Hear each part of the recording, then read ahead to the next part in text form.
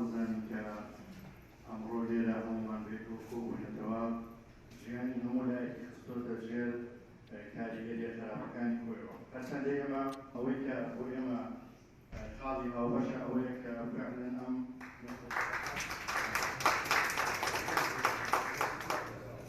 بەشە و بەڕۆژ بە هەموو نەتەوەکانەوە خزمەتکاری هاوڵاتیان بوونە لەم شارەیە ئەو ڕێزلانانیان داوە پێما ئەو ڕێزلێنانە ئەوە ئەگەیەنێکەوە ئەوانش هاوکاری ئێمە بوونە و جێگای شانازی ئێمە بۆیە جارێکی تر من بە خێراتنتان دەکەم. بە باشمان زانی کە کۆمەڵێک کەسایەتی کۆمەڵێک پزیشک کارمەندی تەندروستی چالاکوانی مەدەنی هەیە هەر لە سەرەتای سەرهەڵدانی ڤایرۆسی کۆڕۆناوە دەستیان بە چالاکی مرۆڤ دۆستانەکانیان کردووە و خزمەتی مرۆڤایەتی و خزمەتی ئەم شارەیان کردووە هەڵبەتە لە هەموو پێکهاتەکان. بیرمان کردەوە کە پێویستە ئەم گەنجانە ئەم چالاکوانانە ئەم توێژ و چین و توێژە جیاجیایە ڕێزیان لێ بگیرە.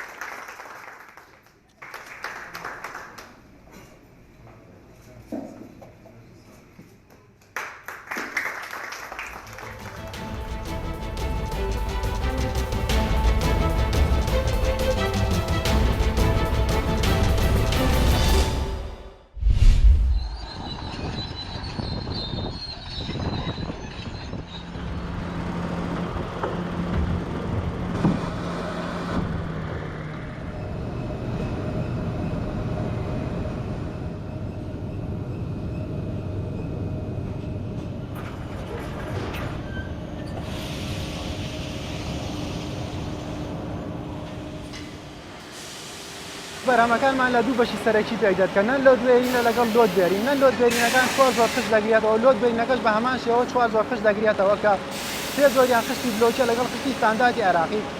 پاش دەرچوونی بەرهەمەکان لە فڕن ڕاستەوخۆ نمونەیان لێوە دەگرێت و ڕەوانەی تاقیە دەگرێت لە تاقیەدا پشکنینی تەواویان بۆ دەکرێت. ئەگەر گونجاو بێت ئەو کاتە ڕەوانەی دەرەوەی کارگە دەگرێت و باشی ئەم بەرهەمە لەوەدایە کە لە ڕووی عەزلەوە دوو بەرامبەری خشت بلۆکی کۆنکرێتی عەزلەکەی باشترە.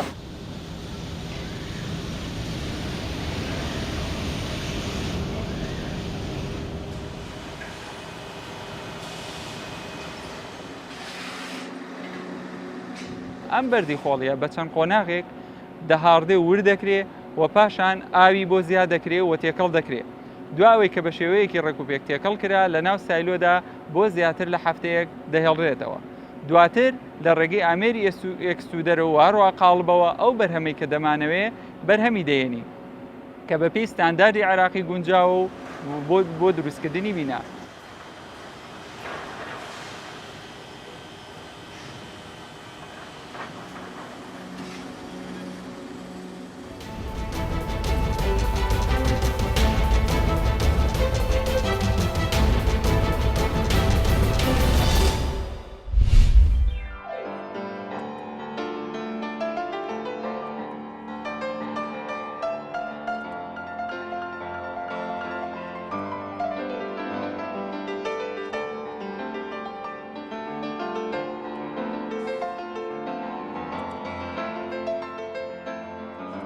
Die Idee dahinter ist, dass wir Spenden für Flüchtlinge sammeln und für finanziell benachteiligte Menschen. Das heißt, viele Menschen haben nicht die Möglichkeit, Unterricht zu nehmen, weil ihnen einfach das Geld fehlt. Und für diese Menschen gibt es auch oftmals keine Fördermittel und der Förderbedarf steht halt eben. Und mit dieser Aktion können wir eben gewährleisten, dass junge Menschen eben die Chance haben, zum Beispiel Klavier spielen zu lernen und eben eine, ja, wie soll man sagen, eine Perspektive bekommen und integriert werden.